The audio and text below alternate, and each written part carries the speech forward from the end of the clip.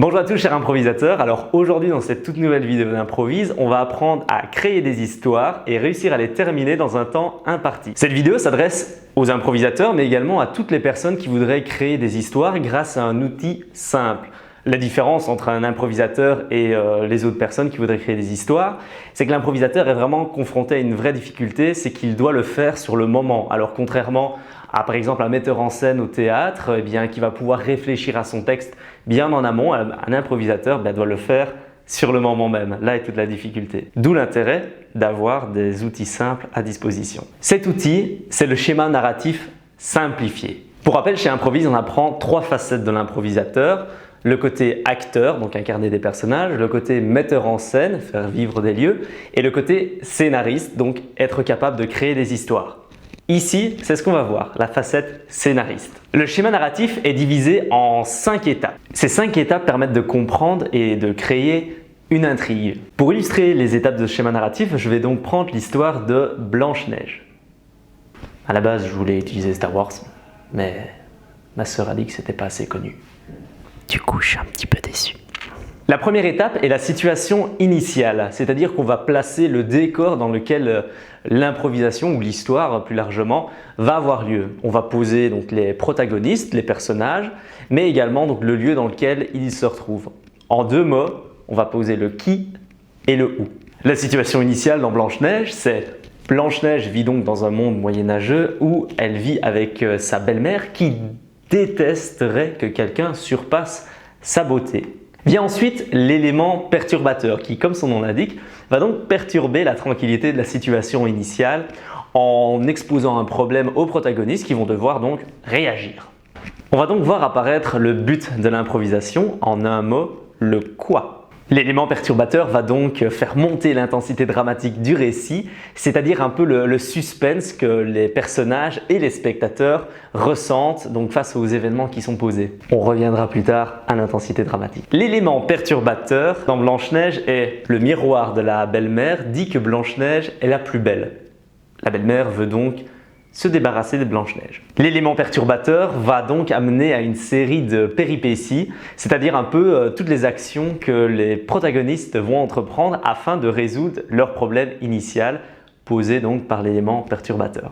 Toute cette succession d'actions vont donc faire monter tout doucement l'intensité dramatique afin d'arriver au climax de l'histoire, c'est-à-dire là où l'intensité dramatique est la plus élevée, là où nos attentes sont les plus hautes.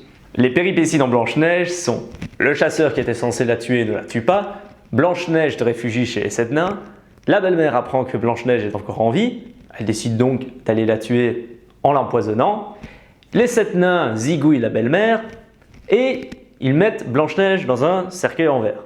Vient ensuite l'élément de résolution. Durant cette étape, les personnages arrivent à résoudre le problème posé lors de l'élément déclencheur, on appelle ça une happy end. The English is not a difficulty for me.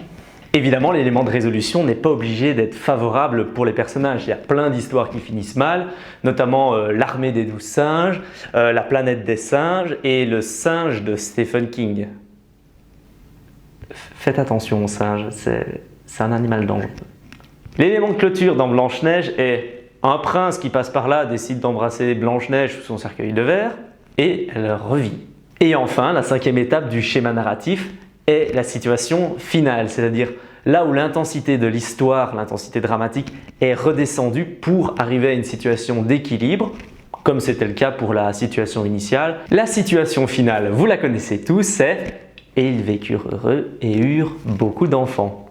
Et de là, un nouveau cycle peut commencer. Pour mieux vous expliquer ce principe d'intensité dramatique et comment réussir à finir ces histoires à temps, je vais exposer ça avec un graphe qui va s'afficher maintenant ici, si la magie de la transition le fait. Pour mieux comprendre ce schéma qui est maintenant devant vous, sachez que l'axe horizontal, c'est le temps. C'est-à-dire que plus on se déplace vers la droite et plus on est loin dans l'improvisation. L'axe vertical, c'est l'intensité dramatique. C'est-à-dire que plus la ligne bleue est haute et plus l'intensité dramatique est élevée. C'est-à-dire plus nos attentes, plus le suspense est élevé. La première étape, c'est l'exposition, c'est-à-dire la situation initiale. Donc on voit que l'intensité est relativement plane.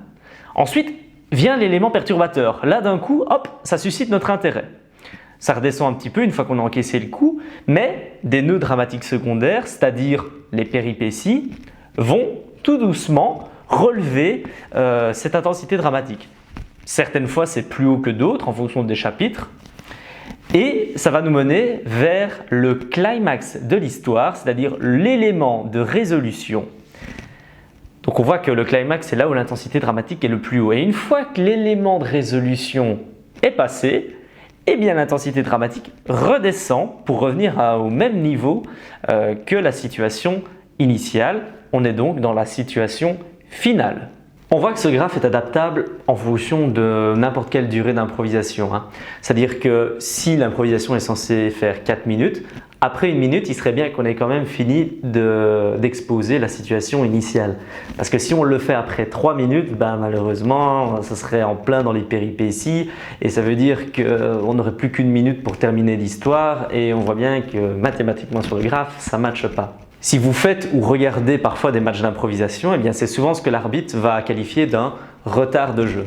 C'est-à-dire que l'improvisation prend trop de temps à avancer. Certains improvisateurs, quand on leur donne une improvisation de 4 minutes, eh bien continuent l'improvisation le plus loin qu'ils peuvent et à un moment, bam, ils sont coupés en plein milieu, soit par l'arbitre si vous êtes dans un match, soit par votre coach. Et on n'a pas de fin et donc du coup on a l'impression que ça a été un peu bâclé. Alors que si votre coach ou l'arbitre vous indique qu'il ne reste plus qu'1 minute, eh bien c'est peut-être le moment pour commencer donc à clôturer l'histoire, c'est-à-dire à amener l'élément de résolution qui après amènera à la situation finale. Et donc si on arrive à terminer l'improvisation lors de cette situation finale, eh bien on aura vraiment l'impression d'avoir vu une histoire qui avait un début, un milieu et également une fin. Voilà, vous connaissez maintenant les 5 étapes du schéma narratif et vous savez les représenter donc dans l'intensité dramatique pour voir quand est-ce qu'il faudrait les placer dans votre improvisation. Bien sûr, c'est un schéma simple, ça sert d'introduction. Il existe plein d'autres schémas que vous pouvez aller voir sur internet si ça vous intéresse. Donc voilà, j'espère que le schéma narratif vous aidera à structurer vos improvisations afin de nous créer toujours de plus belles histoires et également de pouvoir les terminer.